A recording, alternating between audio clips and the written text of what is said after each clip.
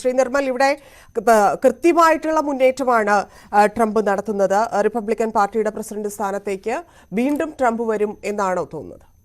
പ്രൈമറിയിൽ ഇനി Nikki Haley മത്സരിക്കുന്നുണ്ടെങ്കിലും technically അവർക്കൊരു സാധ്യതയും കാണുന്നില്ല. കാരണം ന്യൂ ഹാംഷെയർ ആണ് അവർക്ക് ഏറ്റവും കൂടുതൽ സാധ്യത കൽപ്പിച്ചിരുന്ന ഒരു സ്റ്റേറ്റ്.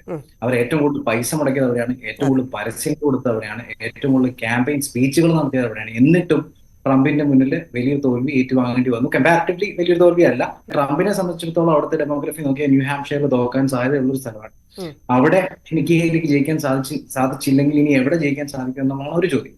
രണ്ടാമത്തേത് ശ്രീ സജിമോൻ ആന്റണി പറഞ്ഞതിലോട്ട് ആഡ് ചെയ്യും. അപ്പൊ എന്തുകൊണ്ട് ട്രംപിനെ ചൂസ് ചെയ്യുന്നു എന്ന് പറയുമ്പോഴത്തേക്ക് ഇവാഞ്ചലിക്കൽസ് മാത്രമല്ല.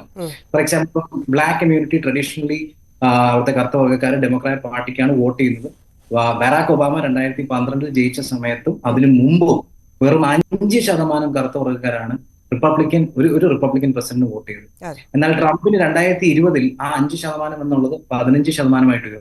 ന്യൂഹാംഷെയറിൽ വിജയം ആവർത്തിച്ചപ്പോൾ തന്നെ ഏതാണ്ട് ഉറപ്പായില്ലേ ജോ ബൈഡനെതിരായിട്ട് അടുത്ത പ്രസിഡന്റിൽ ട്രംപ് തന്നെ എത്തും എന്നതിൽ ഏകദേശം ഒരു തീർച്ചയായിട്ടും യാതൊരു സംശയമില്ല.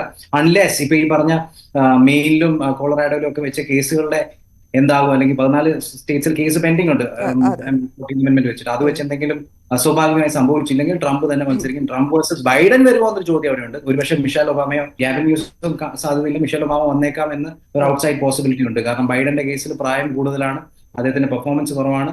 ഒരു ഡെമോക്രാറ്റ് പ്രസിഡന്റ് ചരിത്രം, ട്രൂമന്റെ 1942 ട്രൂമൻ മുതൽ ഇങ്ങോട്ട് എടുത്തു കഴിഞ്ഞാൽ അവരുടെ ചരിത്രത്തിൽ, ഡെമോക്രാറ്റ്സിന്റെ ചരിത്രത്തിൽ ഏറ്റവും റേറ്റിംഗ് കുറഞ്ഞ പ്രസിഡന്റ് ആണ് ഇന്ന് ബൈഡൻ. എന്നാൽ റിപ്പബ്ലിക്കൻസിന്റെ ചരിത്രത്തിൽ ഏറ്റവും റേറ്റിംഗ് കൂടിയ പ്രസിഡന്റ് ആണ് ഇന്ന് ട്രംപ്. സോ അവർ രണ്ടുപേരും മത്സരിച്ചാൽ ഒരു മിസ്മാച്ച് ആകും എന്നുള്ളത് യാതൊരു സംശയമില്ല.